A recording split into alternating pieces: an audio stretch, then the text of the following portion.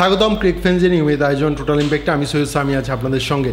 গতকাল কিন্তু আইএল টি-20 নিলাম অনুষ্ঠিত হয়েছে, সেখানে বাংলাদেশের দুইজন ক্রিকেটার দল পেয়েছেন, তাসকিন আহমেদ এবং সাকিব আল হাসান। তবে এই টুর্নামেন্টে আগে থেকেই খেলার কথা ছিল মুস্তাফিজুর রহমানের, তার অবশ্য খেলা হচ্ছে না টুর্নামেন্টটিতে। কী কারণে খেলা হচ্ছে না মুস্তাফিজের, এটা নিয়ে কথা বলবো। আমার সঙ্গে আছেন মোহাম্মদ সাদমান। স্বাগতম। ধন্যবাদ। এবার কিন্তু আইএল টি-20তে তিনজন বাংলাদেশি ক্রিকেটারকে দেখার কথা ছিল আমাদের, তবে সেটা কিন্তু হচ্ছে না। শেষ মুহূর্তে মুস্তাফিজুর রহমানকে রিলিজ করে দিয়েছে কিন্তু দুবাই ক্যাপিটালস। কারণটা যদি বলতেন। আমরা কিন্তু কয়েকদিন আগে আসলে জানতে পেরেছি যে মুস্তাফিজ আসলে খেলা হচ্ছে না। কালকে যখন নিলাম হচ্ছিল তখনও কিন্তু প্রথম যখন কল হয়েছিল সাকিব আল হাসান এবং তাসকিন আহমেদ দুজনেই কিন্তু আনসোল্ড ছিলেন। সেটা নিয়ে কিন্তু আমরা হতাশ হয়ে পড়েছিলাম যে আসলে আয়ারল্যান্ডে তাহলে কেউই থাকছে না। সো সেই ক্ষেত্রে এরপরে কিন্তু আবার যখন তাদের রিকল করা হলো তখন কিন্তু সাকিব এবং তাসকিন দল পেয়েছে, একদম শেষ মুহূর্তে গিয়ে জায়গা পেয়েছে। সাকিব এমআই এমিরেটসে এবং শারজা ওয়ারিয়ার্সে জায়গা করে নিয়েছে।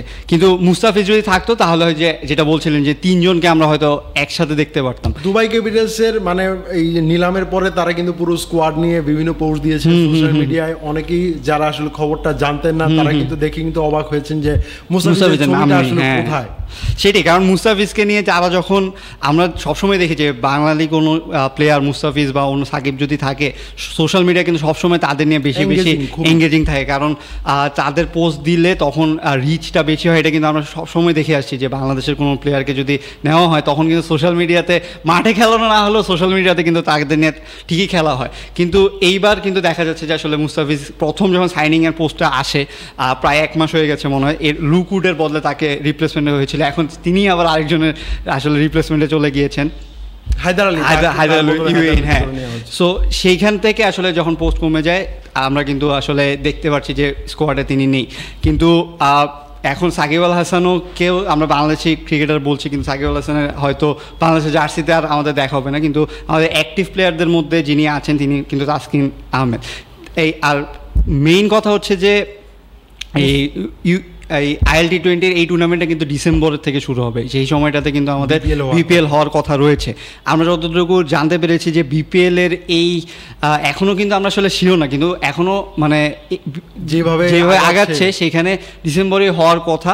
সো সেই ক্ষেত্রে এরকম প্রাইম বলার আসলে মুস্তাফিজকে তারা এনওসি দিবে না সেটাই হয়তো ধারণা করা হয়েছিল। আর এর আগে রিশাদকে কিন্তু বিগ ব্যাশের জন্য পুরো এনওসি দিয়ে দেওয়া হয়েছে, কিন্তু মুস্তাফিজ হয়তো এই ব্যাপারে কথা বলেছেন এবং সেই ব্যাপারে তাকে হয়তো সেইভাবে এনওসি দেওয়া হয়নি এবং সেই ক্ষেত্রে সেই জন্যই কিন্তু দুবাই ক্যাপিটালস হয়তো তাকে ছেড়ে দিয়েছে। তবে তাসকিনের ব্যাপারটা কি হবে, ব্যাপারটা কি মানে একটু কঠিন হয়ে যাচ্ছে কিনা, যে শারজা ওয়ারিয়র্স নিয়েছে তাকে কি খেলানো যাবে কি যাবে না। সাকিব ব্যাপারটা তো আমরা এক প্রকার নিশ্চিত তিনি আসলে বিপিএল খেলছেন না, সো আইএল টি-20 তিনি আসলে থাকবেন। তবে তাসকিনের খেলার সম্ভাবনা এটা আসলে এই যে ধোঁয়াশায় থেকে গেল, কারণ আপনি যেহেতু মুস্তাফিজকে আগেই তারা নিলামের আগেই তারা ছেড়ে দিয়েছিল, কিন্তু এরপরে আবার তাসকিনকে তারা নিয়েছে, মানে সেম ফ্র্যাঞ্চাইজি না কিন্তু টুর্নামেন্টে নিয়েছে। সো তার সাথে আসলে কীরকম কথা হয়েছে আমরা কিন্তু এরকম আগেও দেখেছি তাসকিনকে আসলে ছাড় দেওয়া হয়নি। তাসকিন অনেকবারই আইপিএলের সুযোগ পেয়েছিলেন কিন্তু তাকে আসলে এনওসি দেওয়া হয়নি দেখে তিনি খেলতে পারেন। তিনি শুধু জিম আফ্রোতে হয়তো খেলতে পেরেছিলেন টি-10, সেখানে কিন্তু তিনি খুব ভালো পারফর্ম করেছিলেন। সো এরপরে এইবার যদি তিনি খেলতে পারেন সেটাও কিন্তু একটা বড় ব্যাপার হবে। কিন্তু যদি আপনার বিপিএল চলে আপনার প্রাইম বলারদের আসলে ছাড়বে বলে আমার মনে হয় না, এনওসি ছাড়বে না। কারণ সেই জিনিসটা আসলে কতদূর আগাবে সেটা আসলে বিসিবি নির্বাচন আছে সামনে, সেটার পরে আমরা হয়তো জানতে পারবো। এই নির্বাচনের কাজগুলো শেষ হলেই হয়তো বিপিএলের কাজ তারা ধরবে, তখন হয়তো আমরা বুঝতে পারবো যে আসলে কি হয়েছে ঘটনা। কারণ এনওসি কিন্তু আপনার রিশাদকে অলরেডি তারা ফুল সিজনে দিয়ে দেওয়া হচ্ছে, যেটা আসলে ডিসেম্বরের মাঝামাঝিতেই হওয়ার কথা।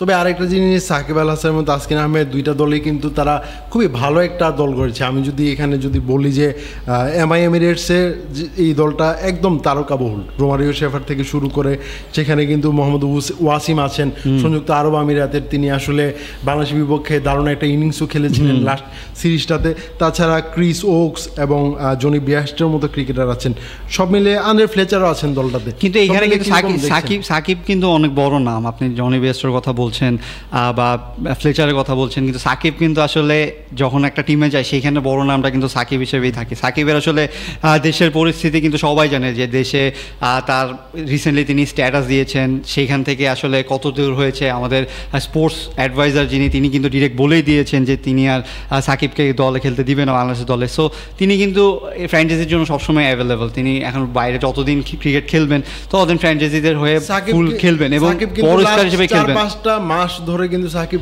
বেশ কয়েকটা ফ্র্যাঞ্চাইজি লিগে খেলে ফেলেছেন, মাইনর লিগও খেলেছেন অনেকগুলো, বর্তমানে খেলছেন। সো সাকিবের জন্য এটা আসলে একটা আশীর্বাদই বলা চলে। আর তিনি কিন্তু দুবাই ক্যাপিটালসের হয়েও খেলেছেন, তিনি কিন্তু গ্লোবাল সুপার লিগ। আমরা কিন্তু আগে ধারণা করছিলাম যে এবার আইপিএলে তিনি হয়তো দুবাইয়ের হয়ে খেলবেন এবং মুস্তাফিজ এবং সাকিবকে আমরা একই দলে দেখব, কিন্তু আসলে কোনোটাই হলো না। মুস্তাফিজ তো এখন খেলছেনই না এবং সাকিব আসলে মুম্বাইয়ের ফ্র্যাঞ্চাইজিটাতে চলে গিয়েছেন। আর এছাড়া তাসকিনের ব্যাপারটা কিন্তু আসলে খুবই ভালো যে তাসকিন ডাক পাচ্ছেন, তাসকিন সুযোগ পাচ্ছেন। এখন বাংলাদেশ আসলে বিসিবি কী করবে সেটা একটা দেখার বিষয়। এই নতুন বোর্ড আসার পরে কিন্তু তারা বলেছিল যে ফ্র্যাঞ্চাইজি লিগগুলোতে যদি প্লেয়াররা সুযোগ পায় তাহলে তাদেরকে আসলে ছাড়তে কোনো সমস্যা নেই, কিন্তু আপনার নিজের দেশের ফ্র্যাঞ্চাইজি যদি খেলা হয় তখন আসলে কতটুকু ছাড়বেন সেটা হচ্ছে বিষয়। তবে আরেকটা বিষয়, আগামী বছর কিন্তু আমাদের একটা বিশ্বকাপ আছে, বিশ্বকাপ। এই বিশ্বকাপের আগে আমাদের কিন্তু প্রাইম বোলার তাসকিন আহমেদ, মুস্তাফিজুর রহমান, তাদেরকে আসলে আমাদের একটু যত্নে রাখতে হবে। আমরা যদি এরকম একজন বোলারকে যদি ওয়ার্ল্ড কাপের মতো বিশ্ব মঞ্চে যদি না পাই তাহলে এটা আমাদের জন্য অনেকটা বড়। এখন এই ইনজুরি কনসার্নের জন্যই তো আসলে তাকে কখনোই ছাড়া হয়নি। এখন একটা প্লেয়ারের আসলে সেই দিকগুলো দেখতে হবে। বেশ কয়েকবার ক্ষতিপূরণও দেওয়া হয়েছে। এখন এই জিনিসটার জন্য আসলে তারও তো অনেক দিন মিস হয়েছে, তিনি অনেকগুলো অপরচুনিটি মিস করেছেন।